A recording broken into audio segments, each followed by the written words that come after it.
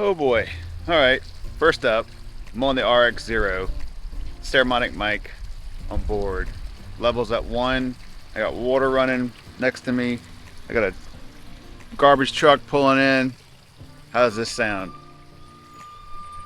Oh boy. Always, right? Always. We can pull away a little bit. So what we're talking about real quick today is the ZV-1F that just released by Sony today. I don't get it, but we'll talk about it. GoPro, Sony. Both on a somewhat same setup. One's on a gimbal, one is just on handheld. Oh, it's so noisy. One's in flat, which I had to fix. One actually has an ND filter on. If you wonder what this thing is on my head, I got in a fight with a doctor and he won. But no, seriously, put on your sunscreen, all that kind of stuff. This is my third time getting cut on for having basal cell. So gotta love the 80s babies, right? We didn't use sunscreen back then. So Sony came out with the ZV-1F. I don't think anybody was expecting it or anybody was really going, yay! Another vlogging camera to do this with. So this is the same sensor it will be in that the ZV-1. I had the ZV, slick. I had the ZV-1 before. I like the camera. The reason why I got rid of it because I wasn't using my big camera enough because I was using that thing more, which is a good thing for that camera, but not something I really wanted to do. So I watched a couple of reviews on it so far. I wouldn't say they're reviews, they're basically commercials, right? So one of the things that I noticed from the footage, like Potato Jet and those folks, was the stabilization was not good. I mean, they were just holding the camera like this, and it was moving around. You could tell. So even with the stab on, it doesn't look very good.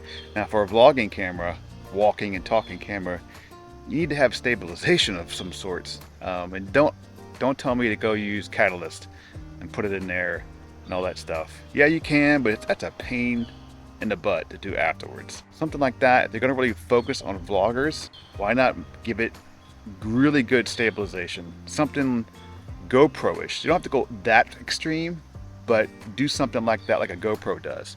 Give it that where you can just walk and talk without a gimbal, and here we go. This is a convenient way. If you really wanted to use a Sony and get that 1-inch sensor, this is the way to go. I think the RX0 with the Falcon Plus gimbal, it's a small compact setup. You leave it on there, forget it. All you gotta do is worry about the focus. And I've messed it up every damn time. So yeah. But for 500 bucks, that's the thing. Would you buy something like this? Stick, whatever you want to buy, for 500 bucks for the GoPro, and would that give you more?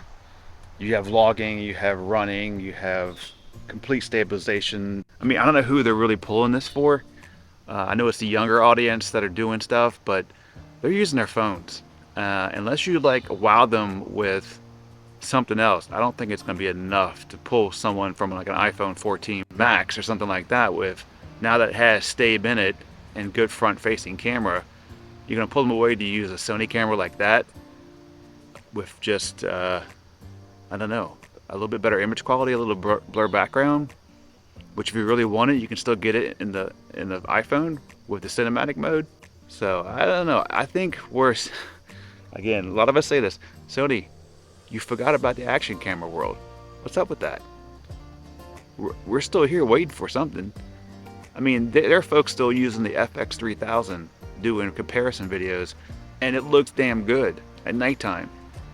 This camera, and I'm doing a video right now on night of the Action 2, the Insta360 X3, and the Sony and the GoPro, which one does better at night? And this RX0 just blows it away, out of the park.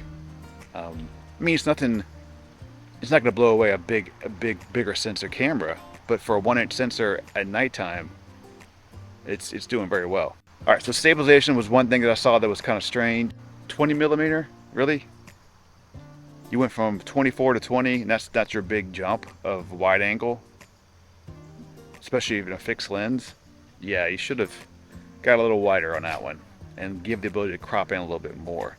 We'll always take wider and then we want to crop in more on that one. So I don't like that part of the deal.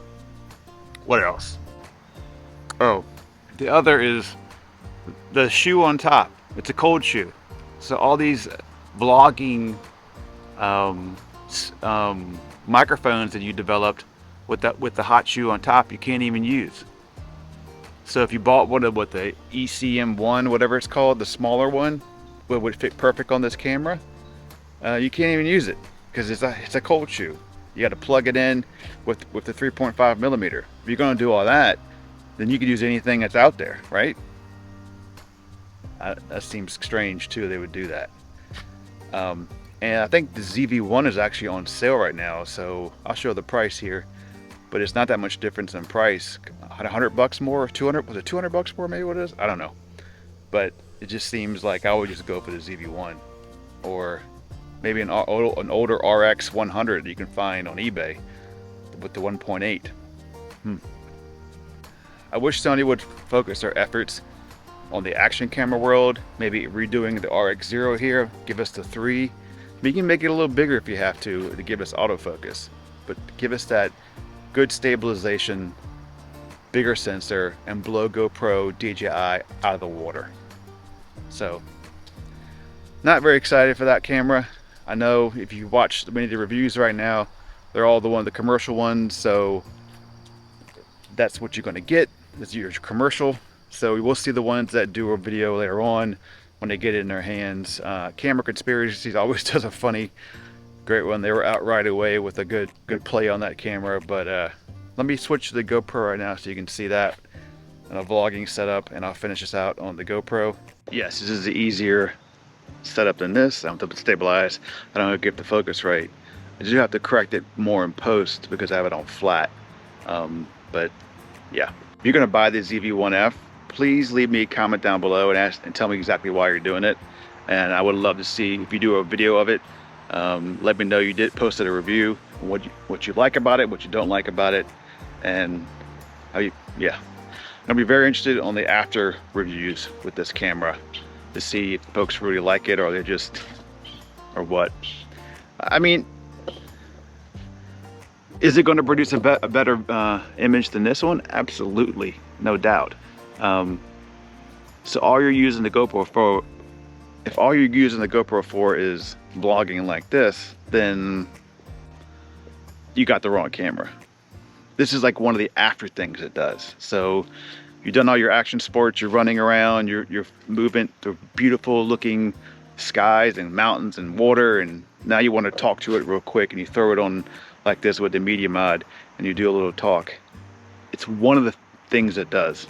Right? It's not everything. That Sony camera vlogging that's all it does. It's all they're really good for. That's it. We'll walk back to the house. It's a cloudy day. It's a good test for the image quality.